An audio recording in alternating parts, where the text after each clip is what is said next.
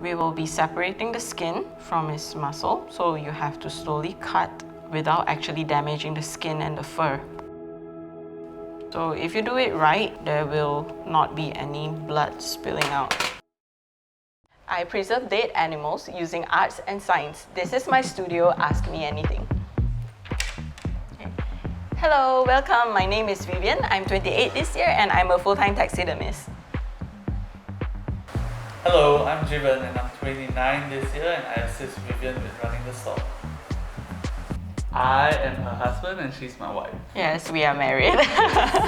I was in Australia studying and she was in Sarawak doing her masters. She was just working part-time at Levi's and I needed some new jeans, so I met her there. We clicked together after a year and we did LDR for 5 years, and here we are now after 6 years of LDR together. Different ranges of age group that come to Black Crow for my services. Some of them, they are pet owners that actually pass me their pets after they have passed on, and also private collectors, as well as people who are looking for special gifts. So there are many different methods of taxidermy, all the different kinds of preservation. Here at Black Crow Taxidermy and Art, we practice 5 kinds of preservation. You have the skeletal articulation, you have the stuffing, the wet preservation, the dry preservation, as well as mummification. The most common form of preservation are the dry preservation, where you usually practice it on insects such as butterflies and beetles. Our most special piece would be the blue butterfly here. It is also known as the Morphodidus. It is from South America and one of the largest blue butterflies. And some of them, they don't come to me in perfect shape like this guys. So when they don't come to me perfectly, I will try to reuse and try to make them into all these cute little bottles of butterfly wing balls, so none of it actually goes to waste. A lot of them have broken wings, some of them did not really, end well. So then you have here all the broken wings, but then we try to reuse all of this for educational purpose as well as for people to appreciate. So through taxidermy and preservation, you can see all of its structure, all of its veins, and the best part is they don't move, so you can observe them up close. So it is a very delicate process where you spread the wings out slowly, and then you pin everything in place to make sure that it doesn't move. So these are very delicate work because the butterfly wings are as thin as tissue paper. The most important part of the studio is the lighting, because over here we try to create an environment where everyone is welcomed, or they feel welcomed and they are not afraid of all the specimens here. So everything is bright and airy and really welcoming. This location here at Pearl Hills Terrace, it is chosen because this is a very artsy area where all the arts people actually come together, and then we create this little bubble where everyone practice and share their art form.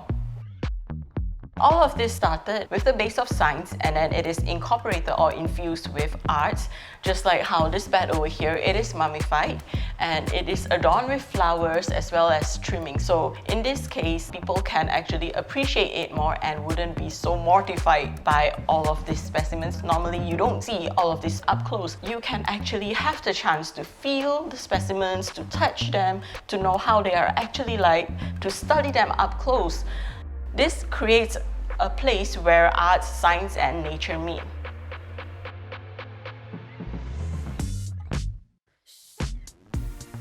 So here we have a series of preservation that we can practice on. For example, this is a form of hybrid taxidermy where you actually combine 2 types of preservation together.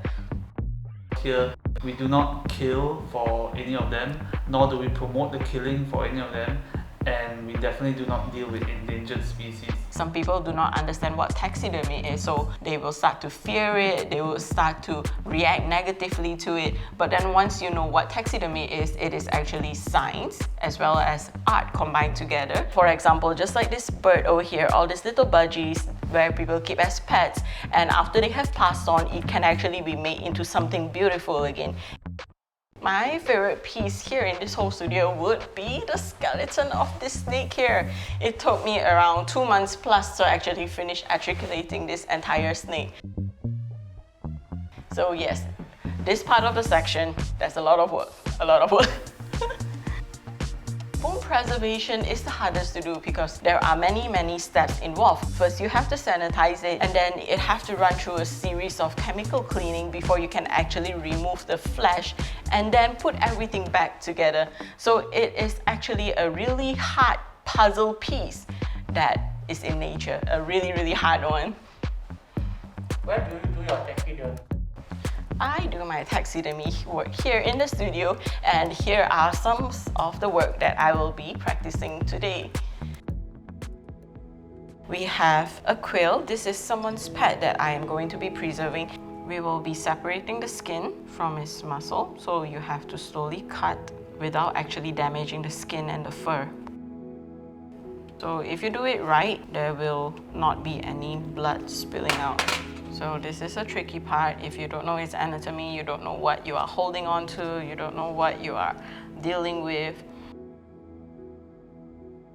I would say that you need to learn a lot about animals, especially their anatomies, how they work, and also you need to have a stomach for gore, because practicing taxidermy is not, like rainbows and sunshine. You will have to deal a lot with maggots and bloods and stench as well. You actually need a very strong mindset to keep on doing what you're doing.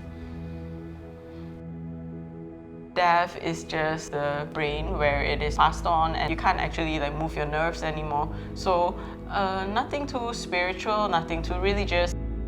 One thing that she has opened up my eyes to is that some butterflies live for very short, a couple of months at most, compared to what average human they live for. So put things in perspective.